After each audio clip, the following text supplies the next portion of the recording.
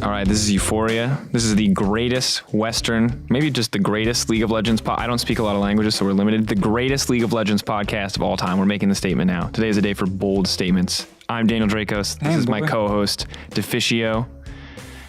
And we're available on YouTube, iTunes, and SoundCloud. And our special guest today is none other than the coach of the current second best team after the regular season, potentially the best, depending on playoffs. That is Jakob, YamatoCannon, Mebdi. Welcome, man. Thank you for having me. It's a pleasure. Because you're wearing a shirt, we decide also to wear shirts, suits. Also, for context, we're filming this immediately after the tiebreaker day ended. So if anyone slips up, or like stumbles over words. Yeah, like he didn't sleep much, we didn't sleep much. Be patient with us. We might suck today. We'll find out, man. It's actually been such a long day. We can definitely reveal that we had to get in pretty early, Drakos and myself and our great producer Phil, because we had some bets we needed to resolve and we had to record some stuff for that. And then we went straight into meetings for the show with the tiebreakers, into rehearsal, into the show, did PGL, didn't even bother changing after. Same suit. Well, to be fair, I mean, it's not like YamatoCannon brought an extra pair of clothes to like be in casual wear. And I didn't think about this, so I'm wearing I brought the trashiest tank top I've ever worn to work today because I was like, I do not care. And yeah, it would not have looked good there. But you presumably were up late prepping for these matches. Yeah, like we were ready to play 4 games last night already. Like we didn't expect Misfits to lose. We didn't expect Schalke to lose. It was a party of the good teams losing against teams that had something to prove, I guess. And on our part, in preparation for us to play at 2 a.m., we stayed up really late the night before, especially because we played the last game 2 days in a row. We were ready to play at 2 a.m., so we woke up at 4. And then to reset that and wake up at 11, we have shower times and whatever, and preparation, it was really rough. And my cats were super annoying. I slept like 3 hours. My cats always do this thing where they just play with the curtains. And then when the curtains, I live with the bottom floor, they like show everything. So I'm laying in bed and then I'm just exposed. And that's how they wake me up. The cats want to expose you to the world. You have a choice. Someone's going to take a picture and expose your half-naked body to the world, or you can get up and deal with us. It's really rough because I place things in front of the curtains, but they are working together. I have 2 cats and they're pushing away the things and then they're just like revealing it as some like theater trick. I'm like this elephant that stands on 2 legs. Every time you go to sleep, what if someone is hiding outside who's paid your cats to do it, and he's like some Schalke or G2 representative. How do we shut him down? We pay the cats. That's sadly not the craziest thing I've ever heard come out of your mouth. I mean, it could happen. It could happen. I have 2 things I want to say now. One, I feel horrible because our voices, Drakos, are terrible compared to YamatoCannon it's on true. the podcast. So we're already in trouble there. And I feel like our shirts, not as cool as what's on yours. It's a bunch of animals. I don't know what this animal is. I got some like Indian families, I think, and some animals. Yeah. Wait, you got what's that called? It's not a beaver. What is what? I think it's a beaver. Maybe it's one of those, with the Zootopia, you remember that scene with the guy with the slow guy? Yeah. Sloth. Sloth. Yeah. Yes. Is that it? And then I don't know. I can't tell. I couldn't even see that they were animals. Then there's musical notes. I didn't even see there were actually humans on it. I thought it was just the sloth right there. There's musical notes. Do you know the Requiem, Giuseppe Verdi? That's what it is.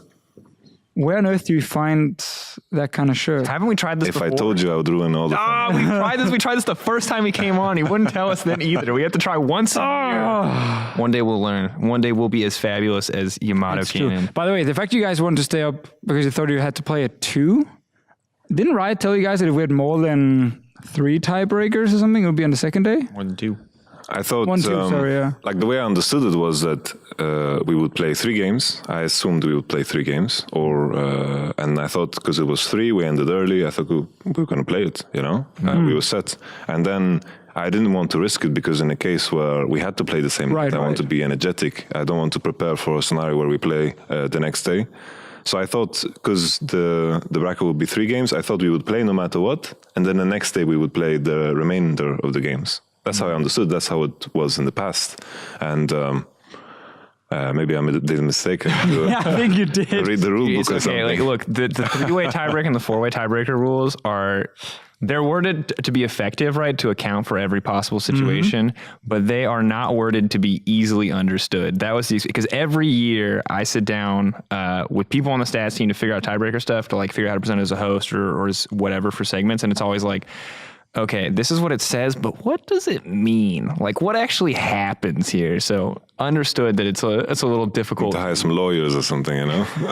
It's done now, and Vitality won anyway, despite apparently not sleeping enough. That's the training weights. That's I didn't sleep enough, but the guys... Oh, they did? I did told them you have to, if you are not tired, you go for a jog, no PC, no solo queue, no nothing, no screens.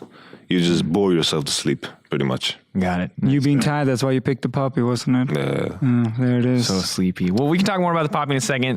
This morning, as we mentioned, we resolved a bunch of bets. So last week we talked about 3 bets: Memento bet, Nuke Duck bet, and the painting bet. Memento bet I did on Friday. We tried the Zaya Rakan dance that everyone wanted. I'm not strong enough to lift up Memento like this. If you're on YouTube, you can see this, but I'm not strong enough to hold them up in the air. So that failed. So we did the dancing hot dog bet in honor of Denmark, along with apologizing profusely for ever implying that Sweden could even compete. There we go. We were finished recording the Nuke Duck bet today.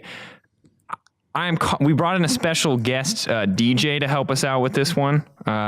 Not very well known. You guys will find out. But we recorded the video today. It's definitely a banger. And finally, the painting bet was resolved last night. We have the painting Also on a the banger. set. I'm gonna grab it just to share, but it's particularly hilarious. It's actually a lot of respect to Jesses and Hansama. They stayed very late last night after they'd gone 0-2 this week to finish this painting because they lost the bet, thinking the Misfits could actually win. I think it was 2 weeks ago. And now we have Drakos and myself painted by Hansama and Jesses. You look Jack Drakos. Look at those arms. Well, we're not sure. Oh, Yeah. You ate some spinach, I man. can tell. Yeah, he's like, you know what? Too many men want big biceps. Daniel Drakos wants large triceps. Alternatively, my other theory is that I gained 200 pounds in arm weight and then lost 200 pounds in arm weight, and I now have flaps. Like, it's wizard sleeves, man. There you go, dude. I'm unstoppable. It's a new male fashion. So the theory here is that it's me in Denmark, which you can see because of the flag, thinking of Deficio. And Deficio is blind in one eye for some reason. It was a small mistake from Hansama's part, but it just made me look even more badass. Well, I would watch that anime. With Yeah. with eye problems. The start of the esports. I only have one eye. But again, this is what happens when you lose a bet on the Euphoria podcast. And of course, we make sure you actually, do Oh, do you? your punishment, unless you are over on the wall of shame. Drakos almost made it to the wall of shame due to the Memento bet, but he did solve it now. Yeah. So YamatoCannon, maybe you will one day be on the wall of shame, because right now you're actually on the wall of winners. On the right side of us on the set, where people can see you are the champion of our sumo tournament. To be fair, you didn't face the toughest opponent yet. That's That is. next Who was the time. Yeah, no, you did face it. That was great. We showed that on air today. Yeah. It took you all of 5 seconds to literally throw him. He was the only person that literally got thrown out of the ring. Holy. Good times. I'm expecting you guys sending some big guys my way. We're just Medic is working out a lot, and we're gonna put Medic in the ring. Yeah, but he's gonna be in the ring now. We're gonna throw in a sub rule where you can elect a champion. I'm gonna be like, hey, so Young Bug, how do you feel about sumo wrestling? I'll bring my brother, man. Oh god, He's bigger than you? He's way bigger than me. Damn. Like, he's same height, but he weighs 120 kilos, and he's a vegan power machine, pretty much. He basically, he's massive. Like, he looks scary. We're back in school now. When you have to settle an argument, someone will always say, I will bring my brother. And then you lost. There's nothing you can do. Yamato's going to bring his brother to win the the age-old one in elementary school, and we didn't want to fight. Was my dad could beat up your dad? That's like, what's the point? My dad is faster than your dad. Yeah, there's all these different ones. Anyway, we will never beat Yamato. He's a sumo champion for now. For now. I won't be able to beat Yamato, dude. Yamato is very good at sumo. He lost one round because he didn't understand, and then he just won every single round. Well, you took a round. I took a round, and then he figured out, if you just chill and don't try to rush people, you just win slowly. And I was... So, League of Legends. Yeah, it's true. So our topics today, for anyone interested, before we get into everything, Vitality, updates on Vitality, LCS Awards, we have some special topics we're going to go through, and a preview of the upcoming quarterfinals. So let's get started with Vitality. You guys secured second today. First thing we got to talk about, Poppy Jungle. It was it sounded like a big mistake. You wanted to play was the comp? top. Like, did you go like Cabochard, you're playing Poppy, and then Cabochard, when they got locked in, and then Cabochard was like, what are you talking about? Like, what's happening? Yeah, like I just thought, I don't know, it was, as I said, I was really tired. We had to prepare for Schalke, and Schalke he's a Poppy master, right? That's true. I did a blunder, and we repaired it on the spot. Kikis played some Poppy in the past when he was the top laner for G2, so lucky us, I guess. Did you actually think, now that you mentioned the Schalke Poppy, that they should have picked it in the first game? Because they went for the blind Gnar. Like, we drafted specifically to make sure that our comp is good into Poppy. We made sure we didn't have any dashes, and that was about it. Right, the counter. The counter, yes. Like the last time we faced them, we had Dash City. Like we had, trying to remember, we had Zyra Khan that game, and Galio, and like Gragas, and just every champion that needs to dash in. And Poppy just got full value from W, and it was no good. So this is an interesting draft, and after you guys won just a little bit ago, we got a wonderful, mysterious Cabo tweet, and I want your impression, so I'm just going to read it off verbatim. Cabochard, if you guys don't follow him, he's at Cabochard Law on Twitter. Honestly, all I can say is that we are geniuses. I'm not really allowed to tell you anything else. We were very clear when we made this plan. Nobody could be told exactly what we were hoping to achieve because we plan on doing it again, and we have several other pocket picks.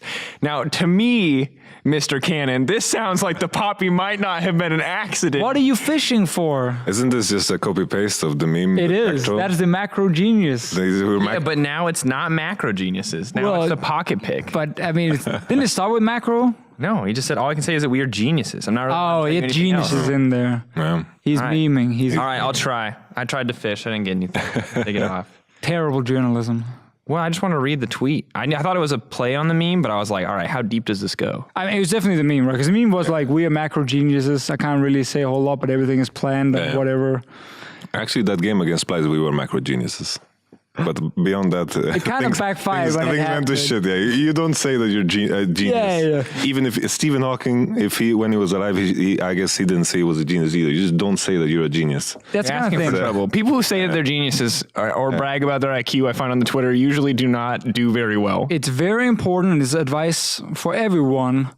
Careful with praising yourself. Make sure other people praise you, because then it's great. They can call you a genius. That's awesome. If you do it yourself, there's a giant target on your back, and the moment you fail anything, the Reddit thread is just like macro genius all the way down. That's a good meme, yeah. And don't do the revert thing as well, like, oh, I'm so bad. Oh, no, that's boring. That's like Find Facebook. the middle. I just won the world final, but you know. Guys, I'm not really happy with how I performed today, but you know, like, things take that trophy and shut up, man. That's all. No, don't shut up. Talk trash. That's true, right? Learned it. Trash Talk talk. trash. All right, then the other thing I kind of want to talk about, Kikis was obviously the big catalyst that we've seen and we've talked about for the team. I want to talk about what kind of he's done for the environment. We talked to Attila just moments ago on PGL, talking about how he was kind of this instantaneous fit within the team. He was an aggro dude on an already aggro team.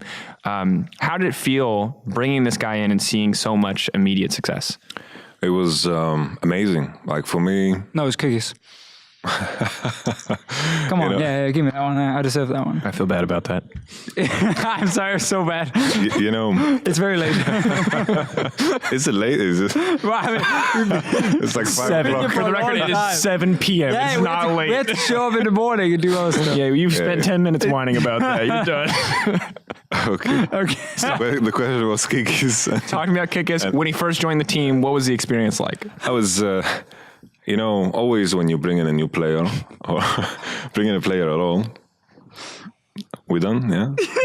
So hard, I'm sorry.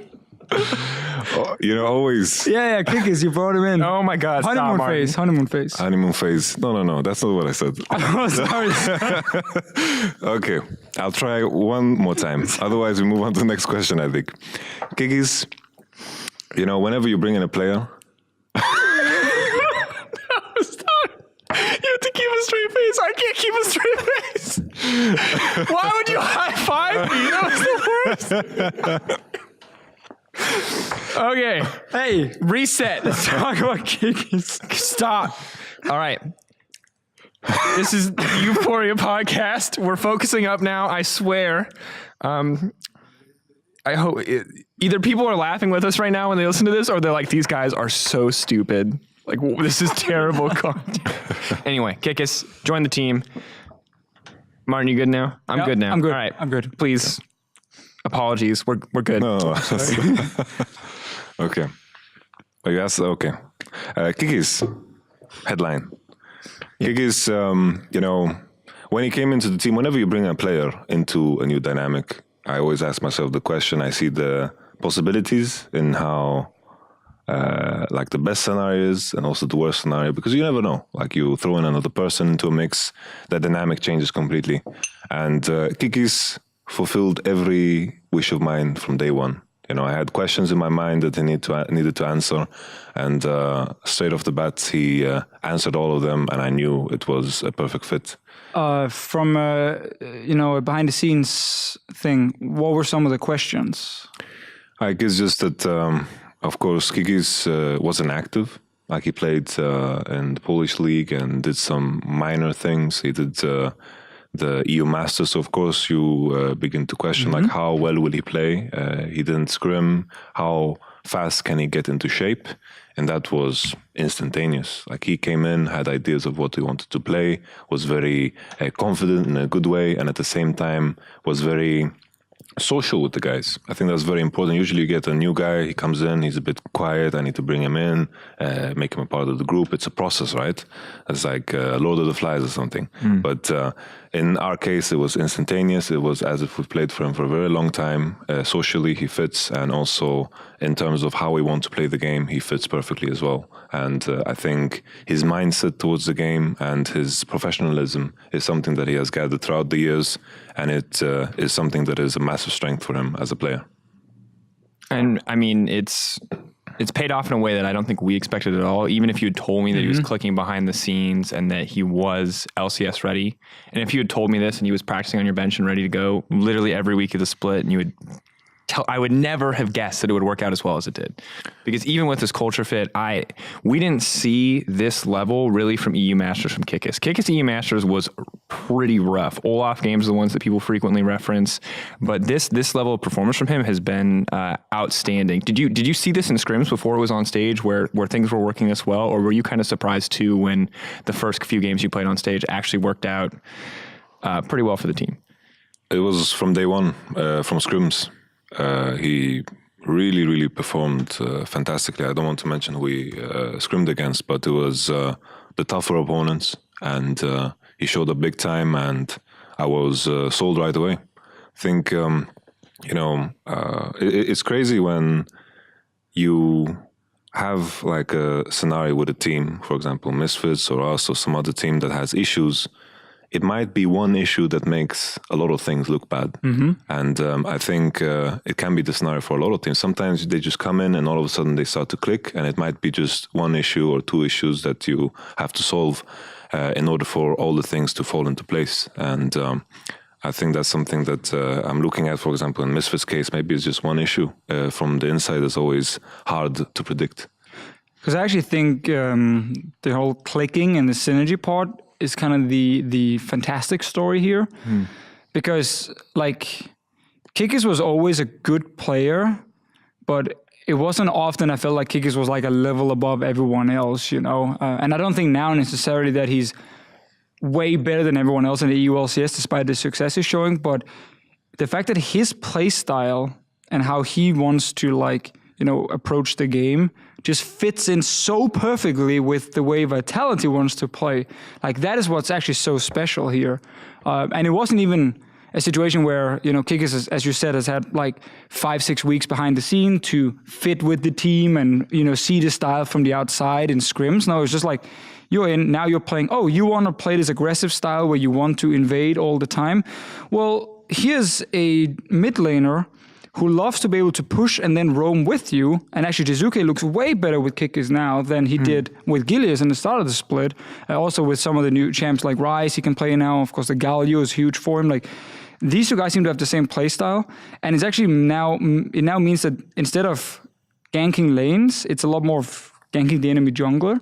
And when you have full access or full information of where the jungler is, it's way easier for the rest of the team to play aggressive in the laning phase, which has kind of always been a Vitality thing. So it's really interesting just how well, playstyle-wise, he seemed to fit. Also with what you can do in the current meta, where it's not all about late game, which it was in summer spring, right? But now it is a lot about early snowballs. So a lot of things came together, I feel like. Kikis was always a good player. He's a veteran, so he can step into a team. And he fits the play style that Vitality wants from that jungler. And I do want to say, because like this turnaround was both fantastic in terms of how it worked for your team, but also when we look comparatively to how you were doing beforehand, what makes this so fantastic is that it felt like you guys were really struggling. We made a rankings award. I think you weren't a part of this one, the most recent one in the background. I would have put you number one, don't worry. Sure. Yeah, you can plead innocence there. This was me, Bwipo and Brox, I believe, but there was not a lot of faith in Vitality. People were like, you're done, you're figured out, you know what's going on. Now, regardless of that, I'm curious, without this Kikis change, do you feel like you guys would be in playoffs, let alone securing top 2? I still think we would be in playoffs. I think the reason we were rated C during this time was because our scrims were not going so well. We were losing a lot of scrims. And also the losses we had looked brutal. Like absolutely brutal. We did, for example, against Splice when we looked like, and people were just saying that we were running it down. Like our competition could do nothing else because we were so far behind.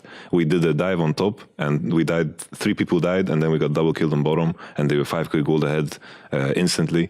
And against Splice, if you are not winning the early game, then you're gonna be in a rough position. And in our case, we were losing side. We had no options besides just running it down mid and engaging with Kled.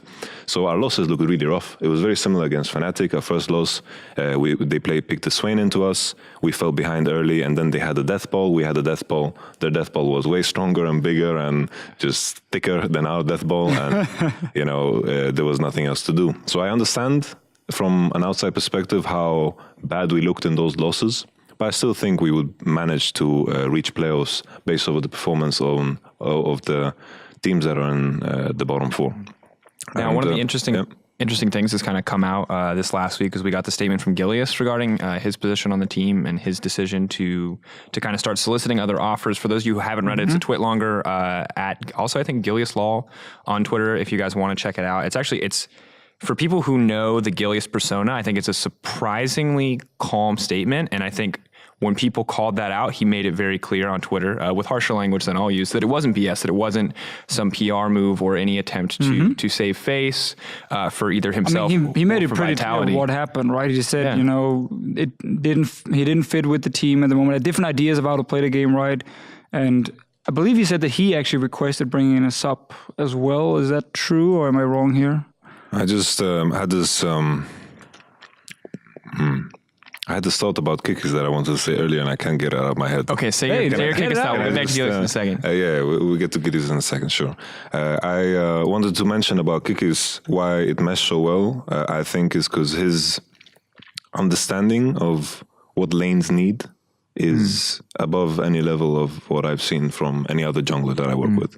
Like if he sees a matchup, Jizuke says, I pushed this here, I need pressure here, and I need to do this and this at this moment, then he knows and he just adapts very, very fast. And I think in our case, when I present the situation to him, I say, I can pick 3 winning lanes here.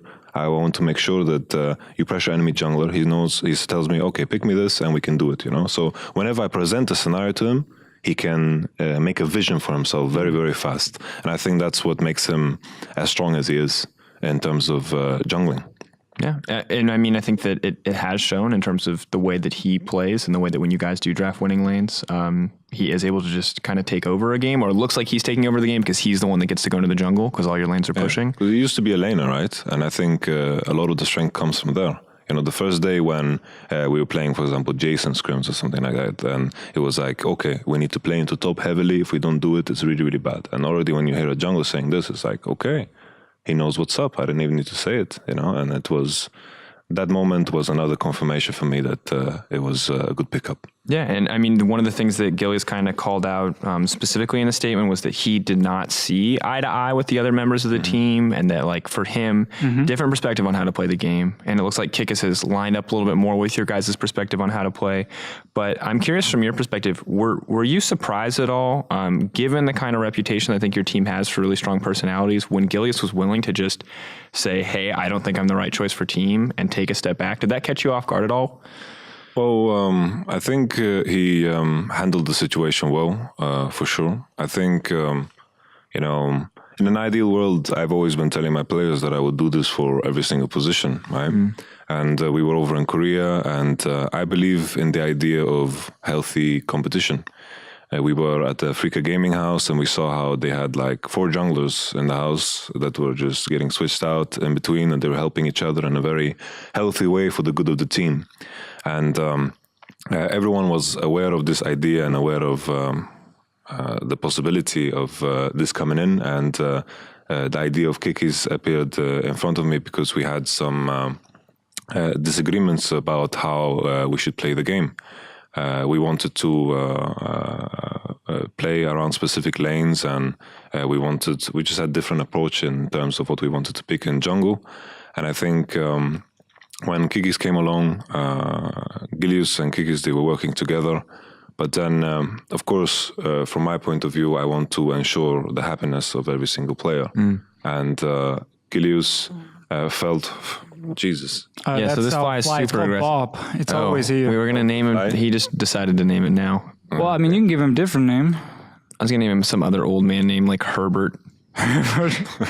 Anyway, this is the EUphoria fly. I apologize. Should actually call He's you Yamato. very rude. We've never successfully killed him.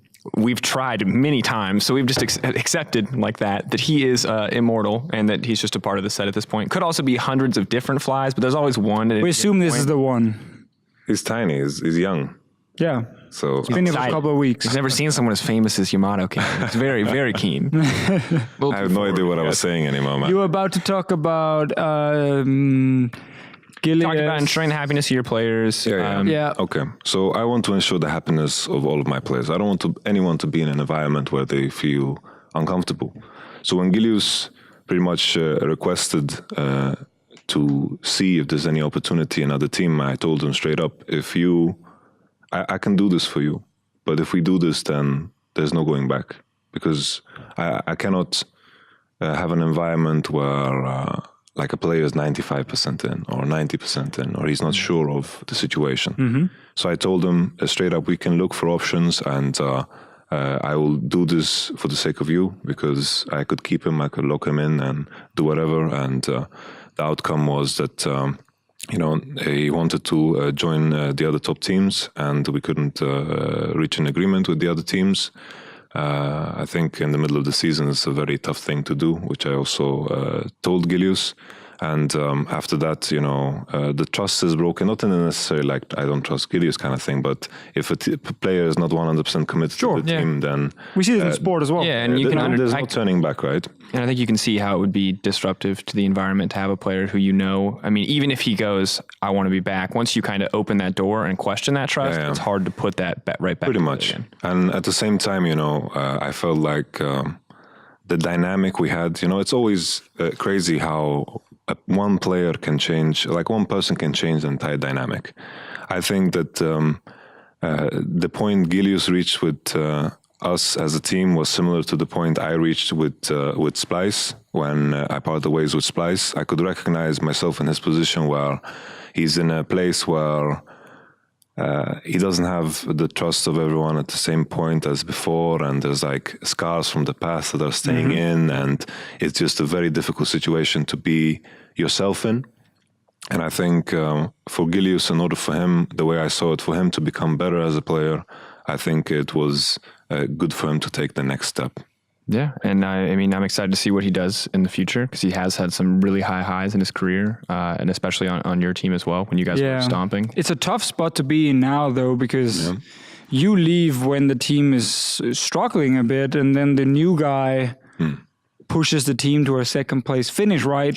Because everyone instantly then look at the jungle change, obviously, and go like, as it's the easy one is like blame Gilius, praise Kikis, even if Gilius Maybe it wasn't the core issue, but he just didn't help with the problems, and Kikis did. It doesn't necessarily have to be just his fault at all. Like, a lot of things clearly now clicks for them. But it is a tough spot to be in, and I even saw there was a Reddit thread saying that this is the 4th time Kikis actually replaces Gilius on a team, going all the way back to Challenger Series and so on. And it at some point it really must suck. If you are Gilius, you keep seeing probably this sucks happening every time, man. Probably sucks. That's probably just a feeling you keep to yourself, right? But knowing Gilius and his personality, he's gonna try and work even harder to bounce back. And the thing he wants to do the most now is to get back on an LCS team, go against Vitality, beat Kikis and YamatoCannon, and be like, boom, there we go. And then he's moving forward. I can definitely see that as one of his core or clear goals for next year. I don't see him getting immediately swapped into any of our playoff teams at this we assume for next season. year. We'll assume for next year. There's a block already. You can't switch. It's already blocked. right. You're right. Yeah, so there you go. The final words I would say is, in regards to Gilius' situation in Vitality, is that he was... the environment was not right for him to improve anymore. I didn't feel like he could improve, and when I reached that point with the player, you have to look at a dynamic change, pretty much. Can I ask, what's stopping LCS teams at the moment from having 10-man rosters? I think making sure you have good players. I think staff is already hard to get. You need to have coaches, etc. We have a challenger team, right? We have an academy team. We have they're playing in the French league. We have some players. We have unlimited coaching that roster, and we've invested a fair bit into making sure our academy team is good. But even then, it's not at the point where I would want it to be. It's something that is progressing, and I think it will take some time. But I think it's definitely a benefit. Hopefully, coming with franchising, I would love to see some. The idea I envisioned when I was at what's it called, Player Summit. I envisioned that every team is assigned to a country and they're forced to have a regional team. I think that's something that would be cool, and I think the idea of having an academy team is absolutely amazing. I think it has shown a lot of success over in North America, in Korea as well, in China as well. There's a bunch of subs there. There's just a line of subs for every role, and I think it's just the next step. I think every team needs substitutes. Because we are the only major region right now here in Europe. I guess maybe we can include LMS without knowing everything about all the rosters there, but we're one of the only regions not really having teams utilizing subs other than, Fnatic, as obviously one of the main ones here in Europe. Because, as you said, it would be the dream for you to have 10 LCS ready players. Yeah. Kikis was here from the start of the split, so maybe something different could have happened. Maybe there are other roles for other teams where having a sub here would be crucial. But it makes sense, especially with lack of staff, because the more players you have, the more infrastructure you need to keep control of everything that's going on. So hopefully it does improve in Europe, because it seems to only be a benefit if you have more LCS-ready players and you can actually do a lot of things in terms of practice and so on.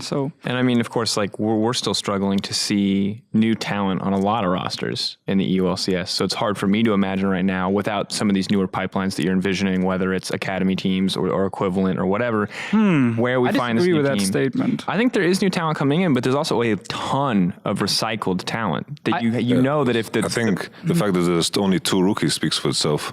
I agree for summer split, but for spring we had an insane amount of new players joining, and very few teams need to make big roster changes between spring and summer. So I think it's only natural, because if we look at rookies for a split, I agree we only had a few. If you look at rookies for the year, we had a lot. Yeah, you're right. I didn't think about this. So to me, I understand if an LCS team says, you know what, we don't have the staff or the budget to have 10 LCS players, so we have to stick with 5, that you don't maybe gamble always on newer players, but I think a lot of teams did do it in spring. I obviously know that, we are recycling some of the old players for sure, but I still think that and I was actually very surprised coming into spring split with the amount of new players joining, and also how excited I was already for Vitality, with the guys from Giants, who were 3 rookies joining where like that to me shows the talent factory that Europe is still going full on. Like,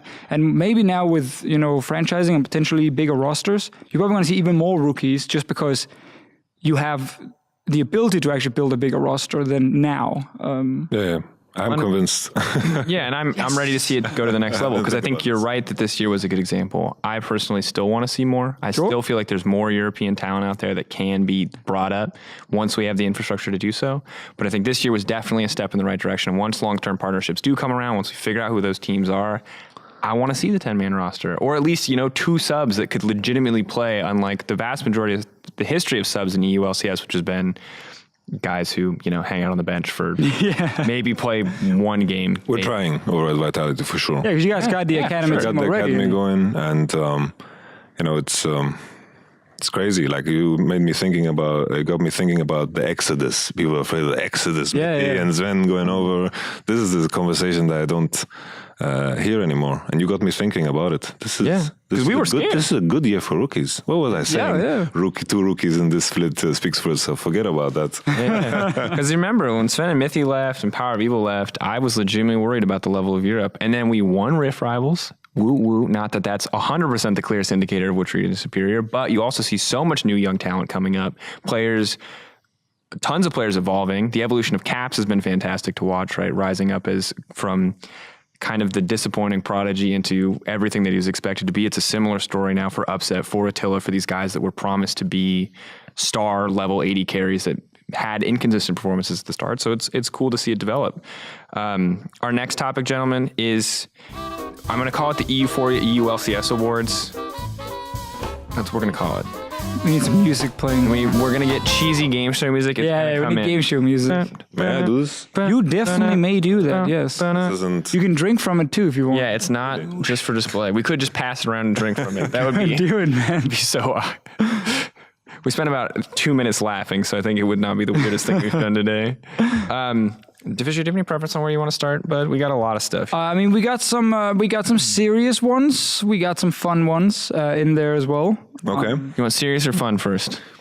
Let's keep it fun, I guess. All right, fun first. Now we said they were going to be fun. So if they're not fun, people are going to be super mad at us. All right. That might actually be lame. Most iconic duo, and I'll go first, Vizichachi and Dying in Side Lanes. That's not the Vizichachi and Poppy.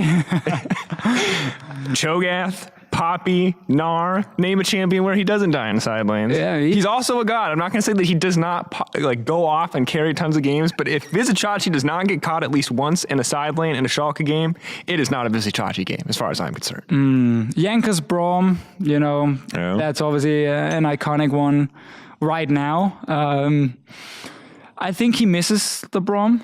Because when he played Braum, everything was great. 6-0, you know, fantastic. Everyone and his mistakes were in a shadow, you know. It's like, no one noticed anything. You screw up on Braum, it's like, you shielded it the wrong way, no problem. I remember when Funnel came out and they're like, wait, you can gank lanes with Funnel? Yankos is a genius. Like, you get lane priority, you don't just concede the map and wait? Like, minds were blown. What other iconic duos from this split? I can't think of anything. Can be player champion. Player and champion, like the first thing that came to mind. Rekkers and the bench. Ooh, sure. That's a pretty iconic duo. I mean, it's a duo, yeah. Memento on level 2 ganks. Oh, yeah, that's a good classic. one. There's, what else? Rocket and 1-1 record. Splice and hovering champions. Yeah, they hover the most. Yeah. I said this on cast. We have Diana is hovered by Zerze. Yeah. We have Ari hovered by Kabi. Kissing hovers Zillion. Every time. And Uramne most of the time hovers either Maokai or Rammus or both. Yeah. Does Niski not hover anything? No, he does not. Good on Niski. Good on Niski, actually. Yeah. Yeah. Doesn't get social pressure. Peer pressure. He's his own man. Not going to fall for it. Most of the time they do just snap first. All right, come on. I feel like we're missing out on some iconic duos. There has to be. I feel like Vizichachi and Dying in a side lane is a great one. Yeah, that one is fine. Vizichachi and Poppy, he gets one too. Ooh, H2K and statements about why their team is losing. Good duo. Kikis and Invading. Yeah. That's true. That's a new one, but that's a classic. I like it. Shizuken laughing at Anything? Anything, really? Yeah. Yeah.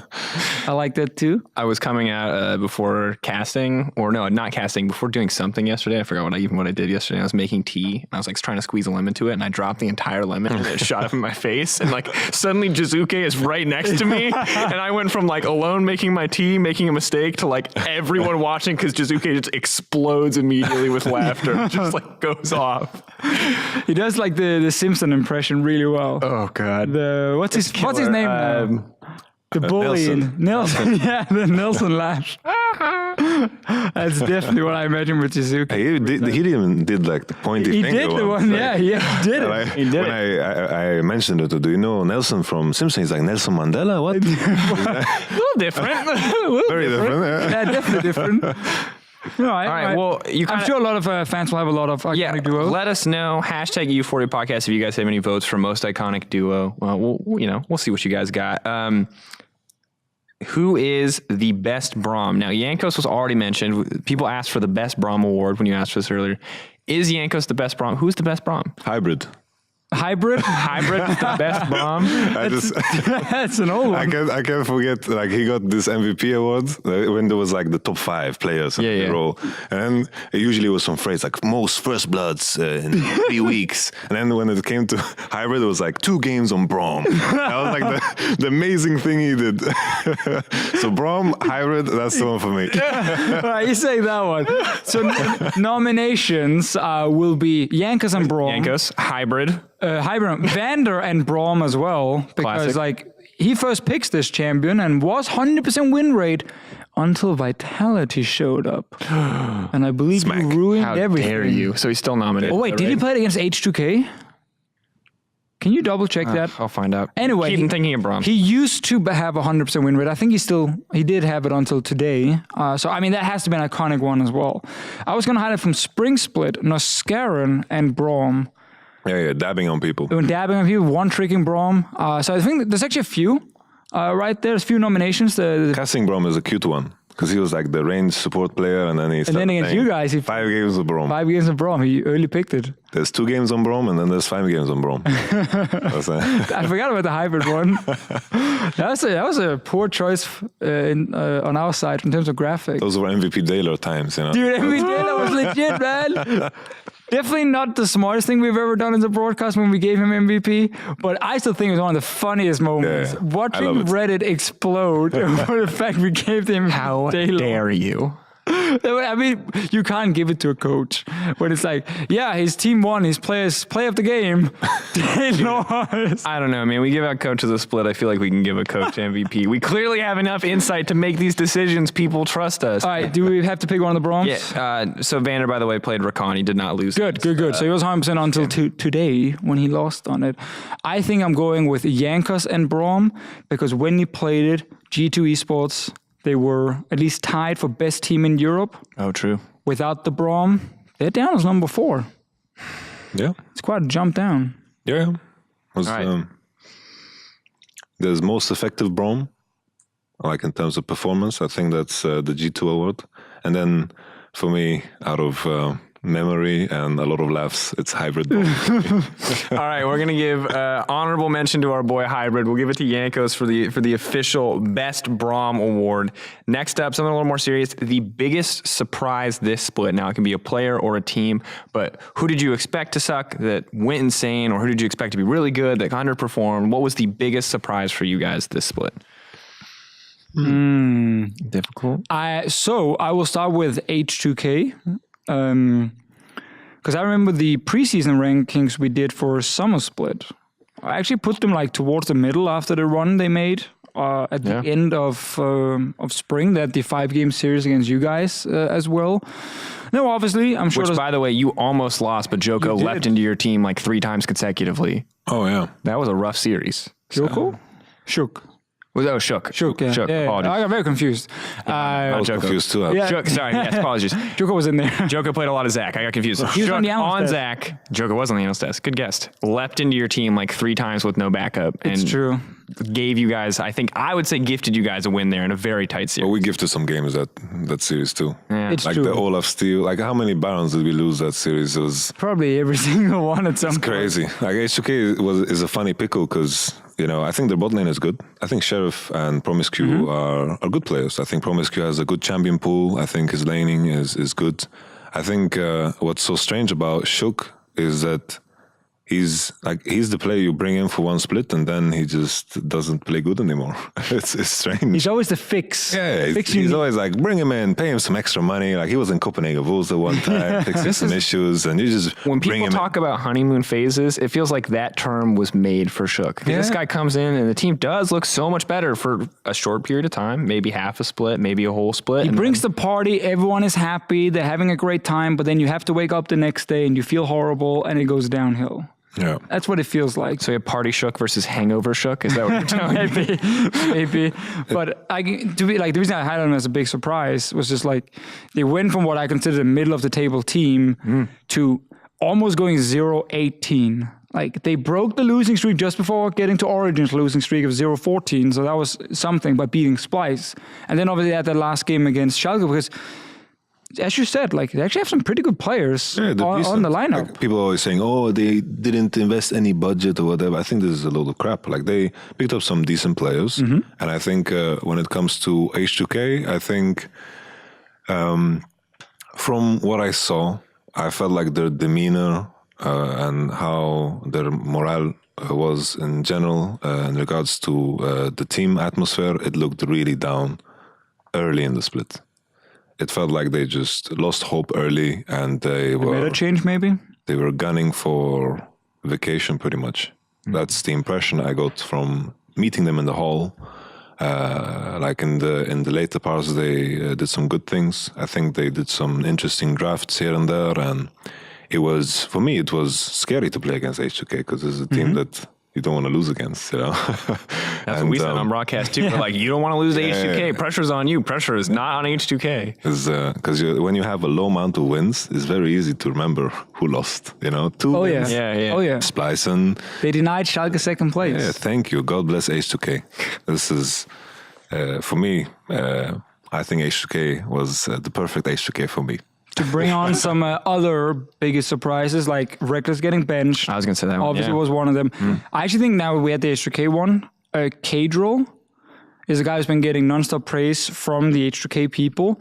This was a guy who left the LCS in spring and people laughed at him on the way out because he was a mid laner that became a jungler who played 2 games, and those games was bad. Like it did not look great, and people were like, "What is happening?" And then he got benched for Shook, and it was like I for a moment thought back then like this is how your career can almost end in terms of reputation based on what just happened. That is the absolute worst way to go out. Because you remember, I believe it was his mid lane game where it was the Malzahar mid, and he one of his first games, they were winning the game. He flashed for the wall, he ulties, he cancels his right. It was against us. It was against you. And look, like obviously it's funny now, but I feel really bad for that dude because if from that event into playing jungle into leaving a team, like.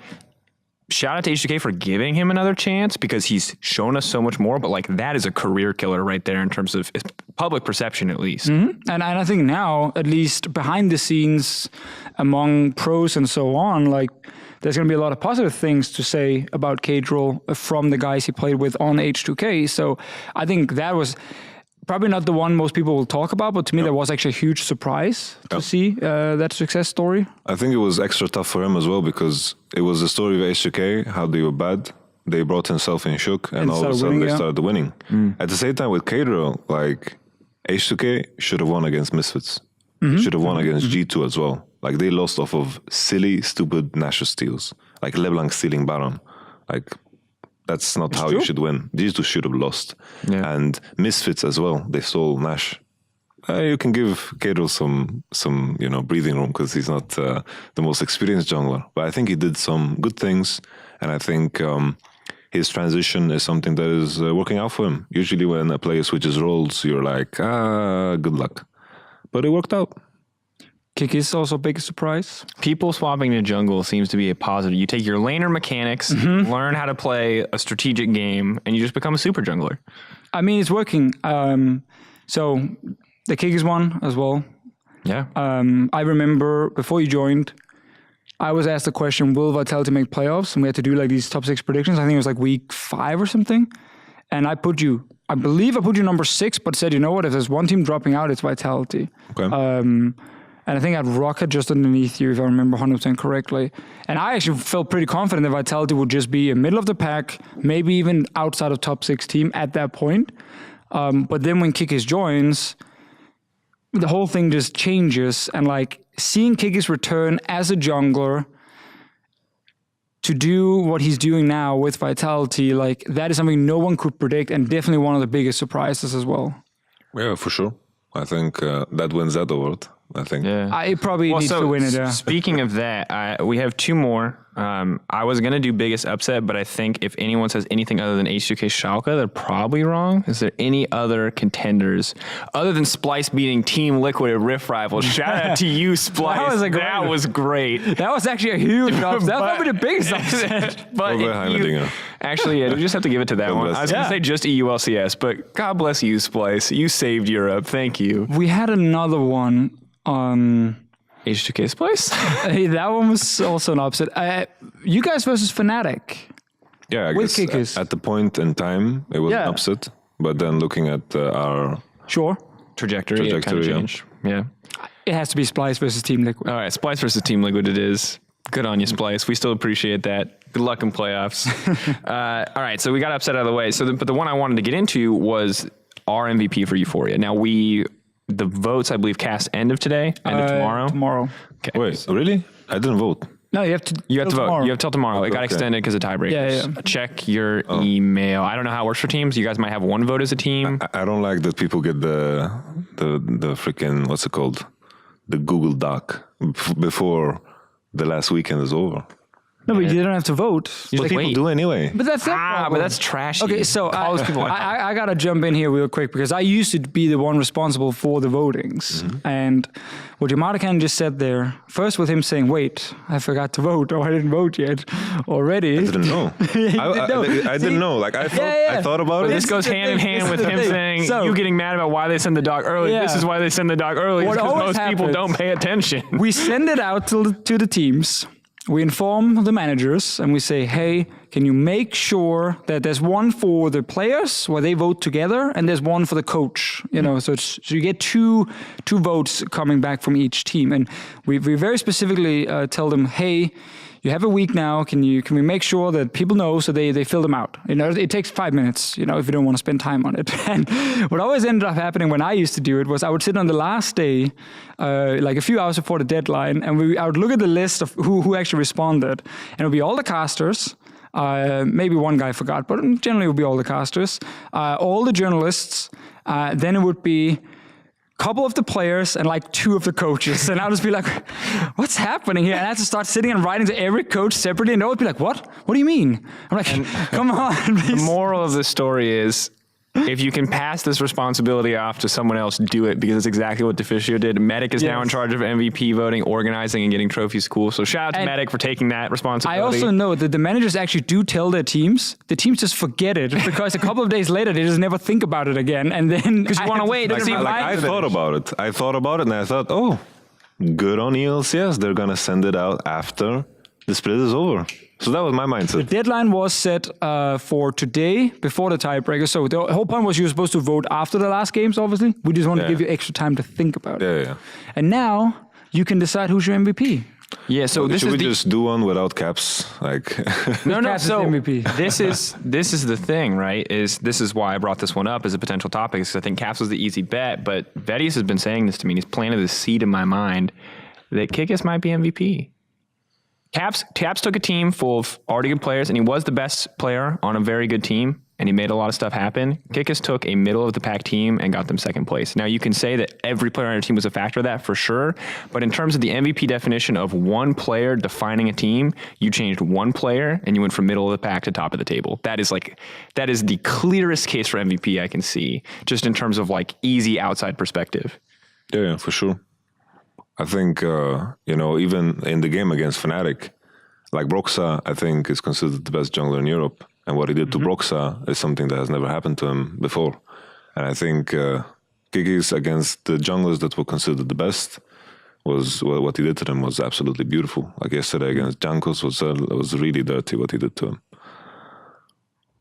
Yeah, I guess I'm a fan of that one. It's hard. It's hard. So the other argument, though, is that I still do think that Caps is, in terms of best individual player, Caps is the best individual player in EU LCS. There's no doubt in my mind that is the truth. But it depends on your MVP definition. Right? That's the thing. People typically want to ask the question of, if you remove this player from the team and replace him with someone else, how much different would it look? And I mean, obviously with the Kikis case, if you took Kikis out of Vitality now, it would definitely make you guys way worse. Yep. And it would really hurt how you guys are finding success at the moment. So in terms of just value there, obviously people make a case for him not playing enough games, but like it honestly is in a lot of ways with Caps and Kikis up there, like the race might be closer than people expect.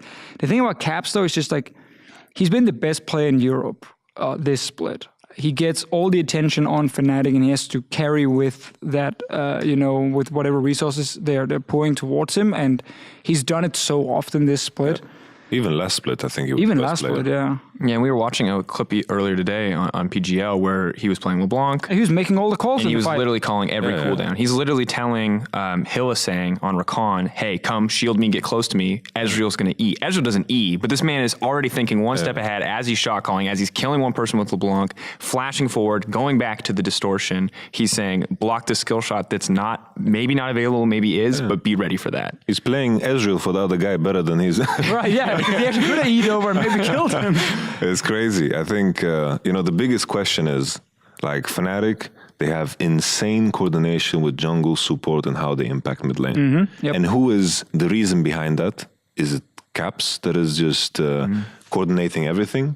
Is he the one that is saying, I need pressure at this time, we can do this and this, when you come out of base, are we doing this and this? That's a big question mark. Because I think if Caps is the one being the captain of the ship and taking those decisions and clearly explaining to his support in jungle what he needs from them, then I think for sure he deserves the MVP, no question. If Broxa and Hillisang are insane enough to know around mid lane exactly when they need to be there and how to pressure into mid, I think that's also depending on where this synergy comes from. That's the biggest question for me. Yeah, and that's obviously why with MVP it's so hard, because we don't have a lot of insight into who's actually making the calls, who is the reason for the success, other than what we see in the game. And that's why typically MVP from the outside, it's easier to just look at who is the best performing player and then say, well, he's the best performing player, he's doing it in the most important games, he then becomes the MVP based on that. And I mean, it's like Caps is going to be the heavy favorites to win this title. And I mean, you even started this segment by saying, can we do this without Caps? Yeah. Because it felt so obvious. And the interesting thing is that the advantage that Kikis has coming into this, just as a potential candidate, is that unlike any other team where you're not 100% sure who's shot calling or doing what. You just saw the change, yeah. You saw the change, right? Even if Kikis literally shows up and is doing nothing, right? And you can obviously tell us more, you can give us more insight than that, but people see the change and there's a clear before and after. You don't get that before and after when a team doesn't actually make a roster swap, right? Because Caps could leave and Fnatic could fall apart in an instant. We wouldn't know, but a lot of people might just assume that if you put in another mechanically good mid laner, that yes, they might drop maybe one rank in the standings, but they'd still be a top team.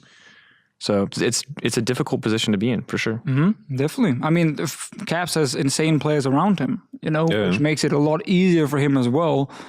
But I love the fact that in close games, I feel like when you watch Fnatic play, you always tell yourself, okay, what's Caps going to do now? Yeah. And especially now that Reckless has not been playing for most of the split, and when he has been playing now, he's been more on like Israel and these kind of things. Like, it goes just straight to Caps. It's the same at MSI. And every time he got a kill as a fan backstage during the international games, like, I was like, okay, Caps got a kill. I'm actually feeling pretty good now about Fnatic's chances of winning this game. Yeah. That's so rare. It was how I used to feel about Perks, sometimes with G2, where it was like, okay, when he played at MSI against SKT and they got to the final, it was like, okay, yes, they got Perks ahead in the mid lane. Something is going to happen now. Where I feel like Perks is more he's more focused on the entire team, where Caps is still all about him. So he's going to be my MVP vote. But I think Kikis, like, he's making a case for it. Yeah. For sure. And it's super interesting. Gets to further the case today by playing, a surprise Jungle Poppy game, showing up. Sure. I mean, other people also make cases for Broxa, Hillesang, these kind of players. Yeah. Nukeduck on Schalke. If you ignore maybe the last couple of games here, because he didn't have the greatest ending to the split, but like doing a lot of it, he did look very good. I think Nukeduck, like I've worked with him so many times. Like I worked with him in Vitality, in Rocket, in Lemon Dogs, in TT Dragons, in Team Solo Mebdi. Like I'm glad you said Team Solo Mebdi. I've known him. Favorite esports story. Like I've known him I've met his mother. Like I've known him for so long, and his mother came with him at the first LAN because we're both like 16. That's why. Fair. And it was, knowing Nukeduck for so long, when he's in a position, I think he's always been a fantastic player. Like as a mid laner, he's always been rated very highly by everyone because the people that face him in the 1v1, they know that he's skilled. Like he's the type of player that really goes deep into a matchup and tries to learn it 100% every angle.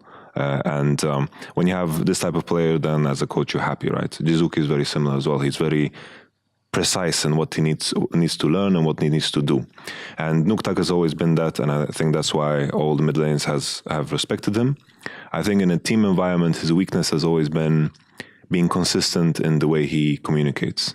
Because I think when it comes to Nukeduck, if he can take charge and he's playing, for example, Dakali against us, he knows how to direct 4 players. When it was Lemon Dog times, he was playing Fizz and all these assassins, Zed, etc., Ari as well, Swain against Faker. There was a bunch of things. Yeah, the Swain. But when he was playing those assassins and he got ahead, he also took charge. He was the guy who was leading Lemon Dogs to second place finish in the split and eventually to Worlds, right?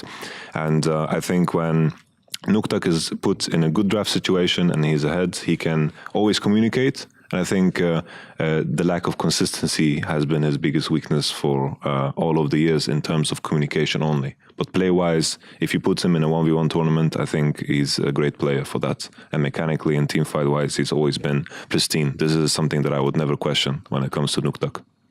I think there's a lot of good options. It's hard for me to decide. I haven't made a decision. Interesting to hear Cavs. Interesting to hear what everyone votes for when we see the votes come out later. We'll end the awards there because there is one more thing that I want to talk about today, and that is the quarterfinals coming up. It feels appropriate that we start with Splice Schalke, since we've already mentioned Nukeduck here. Now, earlier today on PGL, or for those of you who haven't watched, this is the PGL happening after this Sunday show. We already talked a little bit about the matchups, and from what we heard from Attila, from you, Deficio, and from Sheepy was that mostly was expected for this to be a pretty Schalke favored matchup from what you've seen so far. Now, admittedly, a statement could come out, people could get sick, everything could fall apart before this is released. But assuming most of the information stays the same, it seems like you were very much in the Schalke camp over the Splice camp. Kind of run us through that. I mean, I have to base a lot of it on just what we've seen on stage the last couple of weeks. It's been hard to get super excited about Splice because while I actually think if you look at the second half, they obviously did a lot better than in the first half of the split. I think they're like a fine team. They're not a great team. They're not a terrible team. They're fine. They haven't really found something other than trying to go to late game as like really the big play style. They tried to shift it up against Giants in the very last game of the split where they did play a lot more aggressive in the early game, which was good to see, but that was obviously against Giants, so it's a lot easier to do than against some of the playoff teams. And I have too many question marks regarding how Splice are going to play, because even in the late game, while I think that's their strength, I actually don't think they're better than a lot of the other teams at playing late game. I think the Schalke game is an example. They just played against Schalke recently. They got to 40 minutes, and Schalke won the late game team fights, except for the one at the mid-inhib. And it was one of those where I was like, okay. And then Splice against Fnatic also got to full late game, played some really good team fights, still ended up losing some of the crucial ones in the end. So I'm not seeing the CLG.EU of old days where I knew if it was past 35 minutes, they would just win, which is why I struggle to fully identify like the key strength of the team that they have over the other playoff teams. And that's why, unless they improve a lot during the week's practice, I think Schalke are the favorites. I can make an argument for Splice. I think I wouldn't favor Schalke as heavily as everyone does. I think if we base it off of performance in regular split, for sure, Schalke is the easy favorite. But the main thing for me is, in the past, some of the players on Schalke, when games are important or in best of 5 scenarios, they tend to play worse. This is something that I keep in mind. I also am looking at some of the things Schalke have been doing, like you see amazing playing the same champions over and over. I think Xerxes as a jungler is someone that can devour someone like Amazing if he's put in the right scenario. I think he can bring new champion picks, and if you can put Xerxes in the situation where he was in the past, I remember when he was playing Unicorns of Love, he was like playing like Warwick and running in your jungle and taking your shit. And I was like, what do we do? He's just ahead of the curve. And I think Xerxes is a very, very smart player. And I think he could be the factor that could change everything for Splice. But of course, Xerxes' performance has been inconsistent. So it's not something that I would put my money on. But I think if Splice were to take it, is if their experience carries weight, and also at the same time if Xerxes can perform. Because I think top lane situation, Odoamne versus Poppy, what's his name? Vizhisachi. Poppy, fine. Poppy's fair. I think that matchup is irrelevant. I think you have two players that are very similar. Mid lane, I would favor Nuktak. Xerxes, I think he has room to do great things. And I think the laning of Splice bot lane has improved immensely this split. Because last split, I thought it was horrible. Like in the finals that we played against them, Attila and Jack Troll were like 50 CS ahead on average at 15 minutes against their laning. And they were really heavily relying on late game. But I think their bot lane laning has improved immense. And I think if they were to win, I think it's because of experience in best of 5s. They seem to be very calm and collected. And also if Xerxes can pop off. So let's say Xerxes pops off, but Schalke preserved the form that they've kept from regular season. Do you think Xerxes alone is enough of a factor to take Schalke even down at their peak, or are you still kind of banking on the fact that Schalke has historically struggled when it comes to playing in best of 5s, dealing with that pressure on stage? I think also Niski is interesting. You know, I didn't mention Niski at all, but I think the performance he had against us and onwards, he's been playing amazing. I think it's a mid laner that has gone under the radar for a lot of people because of his poor performance maybe in Spring Split in the beginning. But I think he really took shape. And then the question is, how good can Niski play in the games that are important? In the fight for third place against Splice, Niski was the most important player by far. And this is another important matchup. And Niski could be the player that pops off in important games. I remember over in North America as well when he played TSM, and it was a question of him going further to his team going to playoffs, I think. I might be wrong. I believe it was the highest super high and they pressure beat match. TSM, and Niski was performing amazingly. And that's what brought him all the hype in order for him to get picked up by Splice. Yeah. So I think Xerxes and Niski, I think I wouldn't underestimate them. I'm glad you bring up Niski, because when you mentioned Xerxes as kind of the answer, to me it was actually going to be Niski. Also because if he wins mid lane against Nukeduck, we know it's going to hurt Schalke a lot. And Schalke, they don't get ahead in the side lanes, in the laning phase. It's really only built around where Amazing decides to go and if Nukeduck can do well in the laning phase for early advantages.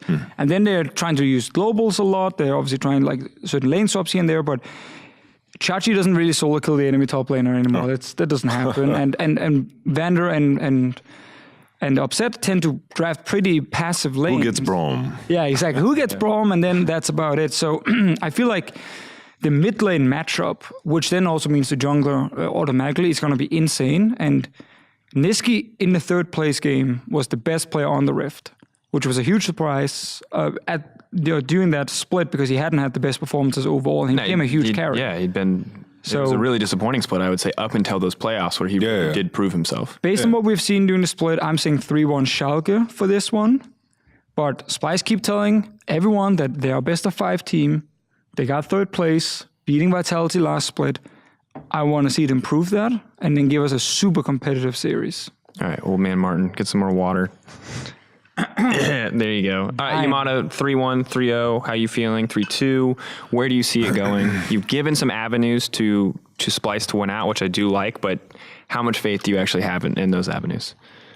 I think the 2v2 of Splice in mid lane can be really good. It can be really good against. My clearest memory of Splice playing the best was when they, of course, they beat us in the best of 5, and that was Xerxes camping the shit out of mid lane, and you could view Schalke the exact same way. Exactly. We've reached the conclusion that bot lane is Ezreal Braum most of the time, Poppy in top lane or whatever, Cho'Gath or whatever can build armor and MMR and health pretty much. Just be engaged. And then there's the 2v2 mid lane, and I think Schalke in jungle have shown a very small champion pool, and I think that's something that is abusable. So it's going to be interesting. I think 3-2 Splice. Oh, you're calling the Splice already. 3-2 predicting the change. No, I like it. I like that it's divided. I want to see more. I think Schalke's performance under pressure is a big question mark, and which version of Xerxes we see on the Rift is always curious to me. Also, we're playing on 8.16. It's true. I believe so. People might not have to ban Aatrox anymore. I haven't seen how big the patch is just yet, but the Xerxes point made earlier, like, he was the guy who brought out Trundle last playoffs. Yep. When no one even knew Trundle could function at that point. And it was huge. Like, you guys... Now it's getting nerfed. Yeah, now it's getting nerfed. You know, we come full circle. But took a year. I think that quarterfinal is actually going to be insane. I'm really looking forward to the Splice Schalke one. I like that one too. Misfits G2, our other quarterfinal, equally insane? Depends on Misfits, man. I think it can be. It can be absolutely crazy. Yep. I think there is a world where Misfits snap out of it. But there's also a world where they don't, and it's a quick 3-0, and we go home and eat chicken buzz. You know? Waiting now, for look, us. I love chicken buzz as much as any man at this table, but I also love 5-game series, so it's a hard call for me. Misfits. Okay, so talk to me. Why don't we just explain, because you have some pretty strong thoughts on them. I know you've been pretty disappointed with this team because you've always kind of had high expectations for them. Run us through kind of the outline or the TLDR of what you feel like is going wrong for this team right now, outside of their obviously very atrocious record in the second half. Yeah, I mean, we've talked about this quite often, but from the outside, what I'm seeing at least is we had a team who won in the first half through the same kind of play style. Most of it was a lot of like focus around bottom side. Maxlow was the player with the second highest experience difference in the entire league. He was only behind Perks because Perks was in funnel and doing really well. So Maxlow was like outpacing, especially because him and Mickey could always go together into enemy jungle, get vision, get cams, and like really just kind of choke you out very quickly. And they had really good early games. When they swapped to top side instead, I think probably they did it to try and play more styles, which made sense. It completely backfired because EUphoria to me doesn't feel like the guy, which is weird to say because he's so talented, but he doesn't seem like the guy who will solo carry the game if you give him resources. And I don't know then if it's that a mindset thing or whatever, but they were hesitating a lot when he was the split pusher and when he was the fed guy, and they had to play around him specifically. The teams looked really, really lost in the late game. And that's why they went back to playing early game around bot side now, which is what we saw here in week 9. But both games, and you guys did it with Vitality here, where you had the Olaf jungle path to the bottom side and they had the Draven pick 4 Attila, and you guys just tower dove them like at level 4. And you're like, we know if we kill this bot lane, we're good. Because right now, Misfits have not shown that they can actually win games from other lanes than the bot side. And that really seems to have hurt them, that both teams actually in this week targeted the bottom lane. We had the Twisted Fate from Rocket, also just going down bot lane and like tower diving the moment he could. Holy Tam. No the Tam Kens from Nascaran was perfect. That was juicy. Well, anyway, so like that's kind of been the problem, right? They went back to what used to work, but now teams figured out how to deal with it, so they shut it down. So now Misfits are stuck this week kind of figuring out, do we want to stick to the old style that doesn't seem to work anymore, or do we go back to the top lane carry style that never really worked for us? Like, I think they're in a tough spot. I know they feel confident that they have the tools to fix this. I trust a lot in their coaching staff as well. I just need to see it before I can realistically predict Misfits to win this quarterfinal. Right now, Yamato, do you think it is that simple as that people figured out that Misfits pretty much have to play around bot most of the time, and if you shut down bot lane, you just win the game against this team? Well, it worked for us. Like, that's the plan we came in with, pretty much. Like, you guys read it, so I'm not going to bullshit, right? Mm-hmm. And I think right now the top teams are playing through mid lane. That's how you have to play the game. And I think Misfits is a team that doesn't. And I think when you don't, you have no chance against a team that actually does. And I think Misfits, they were getting a lot of victories against teams that really lack structure. And I think that's something that they do well. They bring structure to the table. They're like, okay, we have a vision plan. We're going to push out here. We're going to go together. We're going to put wards and play for this objective. I think there's always a sense of, when you look at Misfits play, you're like, okay, they're playing for this now. I can see that.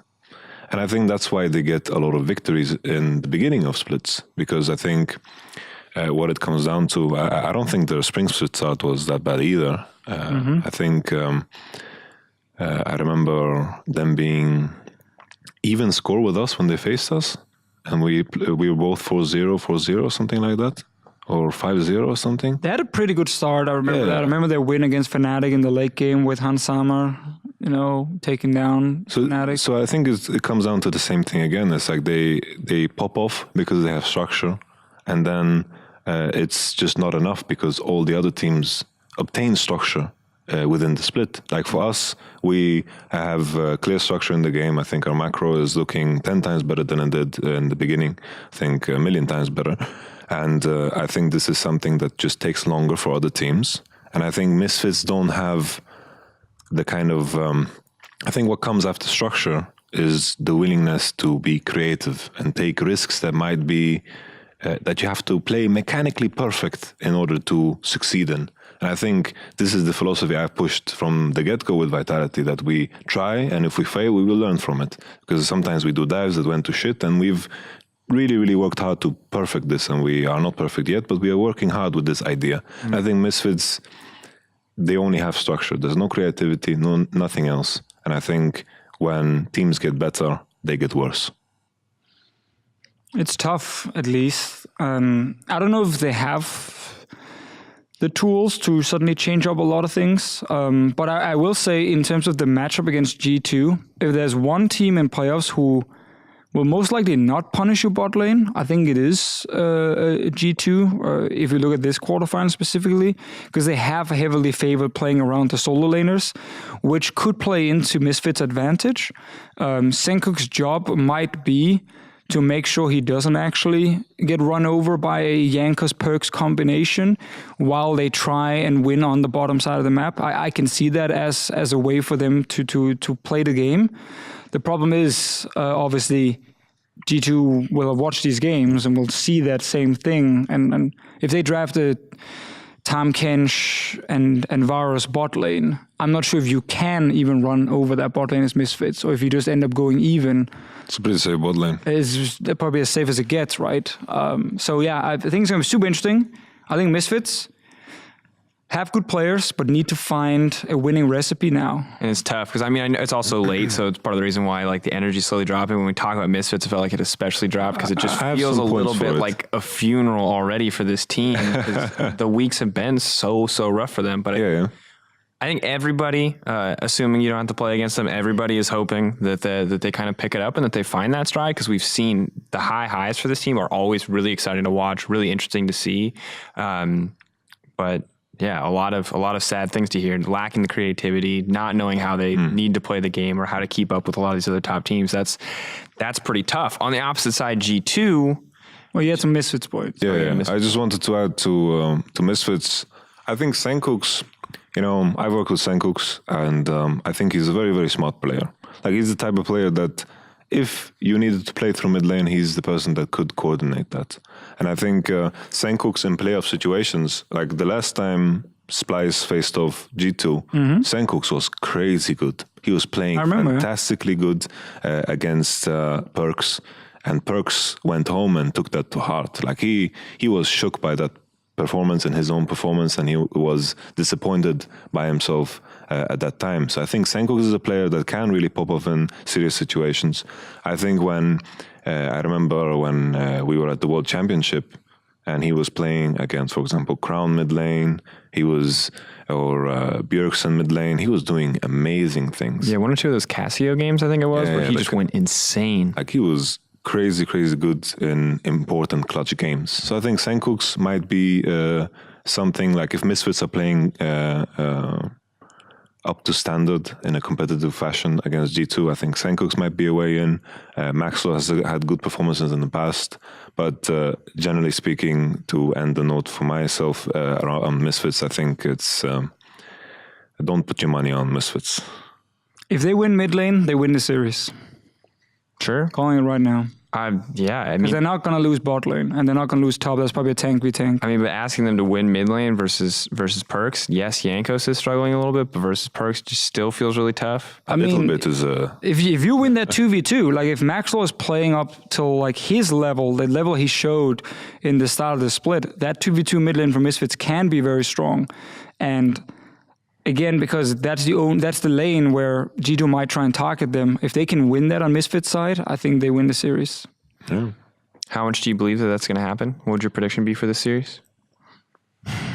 I mean, based on the track record of the second half, it's not great. Like based on that, 80% G2, 20% Misfits, but I just looking for like 3-1, 3-2, but the 80-20 is pretty harsh too. That's tough. Yeah, I mean, I actually really hope Misfits perform super well because it gives us such a competitive playoff.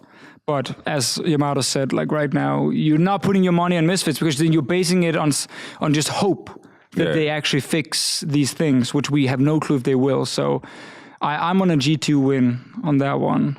Yeah. Me too. I'm worried about Jankos though. I think, yesterday he got destroyed by Kikis. Like destroyed is not even a good enough word to describe it. And I think Jankos, he practiced a lot of funnel, and when funnel disappeared, it was, it's a tough sell to say that Jankos is the Jankos that we expect. Mm-hmm. And I think when we're talking in terms of the 2v2 mid lane, I think the jungler needs to perform. And I think eyes on Perks and Jankos, how well they can put it together. I want to give a quick shout out to Jankos specifically. I know he's struggling in some of these games, but the way he actually deals with it, I think is super cool. It's not a player who right now just tilts and like drags his team down with him after the game. From what we've seen, like he went out publicly, he said, you know what, this game was completely on me. But right after that, like it seemed like a guy who was ready to just play today. He even suggested being on PGL and everything, despite, how poorly it's been for him. And a lot of players decline, obviously, which is perfectly fine because they're like, no, I don't want to talk about this. I feel terrible. Yeah. He was like, you know what? Like I played for so many years. I know what's going wrong and you know what to do next. So I think actually he's showing that he's a mature player. And like, I think he will bounce back. But sure, he's probably the player you're looking at in this series, and to say right he has a poor series, it's really going to hurt G2. All right, we've talked about both of them. There's one thing missing. We missed it in our last episode. Yeah, and people are very mad. People were very upset. We're sorry. What did you miss? We missed the bet. We forgot to do a bet with Reckless. We need to do a bet with you, though. I've been a lot of clicks. We've done Sumo Tournament. We've done Chicken Buzz. But Chicken Buzz was a weak bet back in the era of weak bets. We've since repeatedly upped the ante. So put your creative hats on, or whatever the equivalent is. First, we need a subject, which I would guess. Did you predict Splice in the end? You said Splice. Nice. Why should I bet on Splice? You just did. You said 3-2 Splice. Yeah, but let's make it more interesting. No, I mean, I'm Vitality in the final? Yeah, Vitality in the final. You down for that bet? That feels like it's not in our favor. It's not in our favor. But I'll bet on the side of Vitality, sure.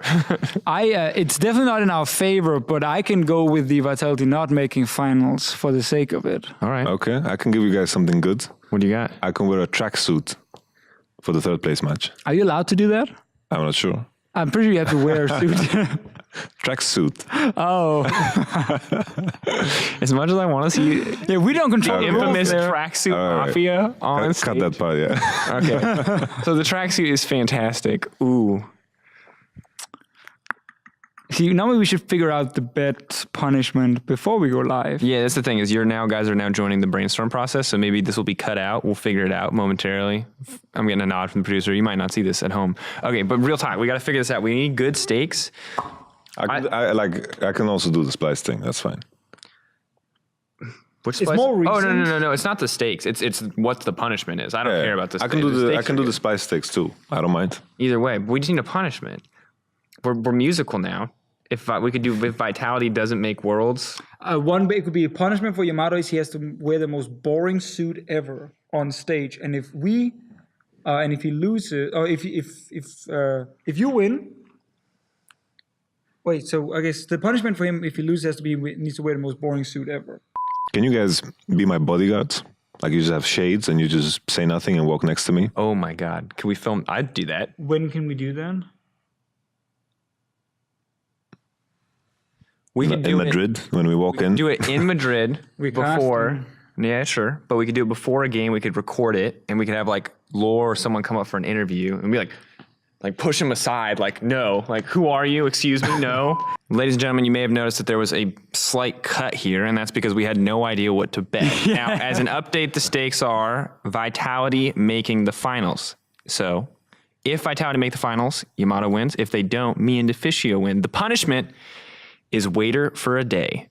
So, if Vitality make the finals, Deficio and I will be Yamato's personal butlers. In Madrid. We will service anything he needs: food, water, Massage, feet. I won't. Okay, I don't know I'll about serve feet. your feet, but I might massage your feet. We'll figure it out. Anyway, waiter, butler for a day. Now the opposite is true. Not. If they do not make it to the finals, then we're going to get some quality time with Mr. Mebdi here. We're gonna get some good feed camera shots. Feed us some grapes. Think Rome style. He's just going to lower them into our mouth. In the caster room before the finals cast. That's how we're Yamato will gonna be there warm with up. us. Come in and get a nice hot towel from him. You know what? You're actually gonna get to do my tie as well. Put that on, make sure it look good. I don't want to have to touch a thing myself. Okay. It's gonna be all You know, the more trash you talk, the more ideas he's gonna get to get you back if we're wrong. I am so sad we don't get to add the part of him wearing the duck tie, but I accept it. The duck tie is terrible. I really want YamatoCannon to wear it on The there, punishment is too great. but it's okay. Next year maybe. Next year. So, waiter for a another day. Vitality making the final, yes or no? That's the question. And this has, of course, been episode 10 of season 2 of the EUphoria podcast. Thank you, Yamato, for coming on, talking about everything from your team to quarterfinals to LCS awards. You can find us on YouTube, iTunes. You keep saying that at the end, but people already know. Or 'cause they've been watching SoundCloud. the entire Or maybe they episode. skip just for the bet. You can find us in 3 different places. You could But then listen to they us still on your. found You us could listen to somewhere. us on your commute. You could listen to us anywhere. Now, keep in mind, over the rest of the week, we're going to have lots of bet videos coming out. The Nuke one is my favorite, but the Memento Oh, it's one insane. and the Hansama one are also super great. Yes. Hansama/Jezus. So stay tuned for that. Otherwise, we will see you guys next week as we get further and further and look at some semifinals coming up.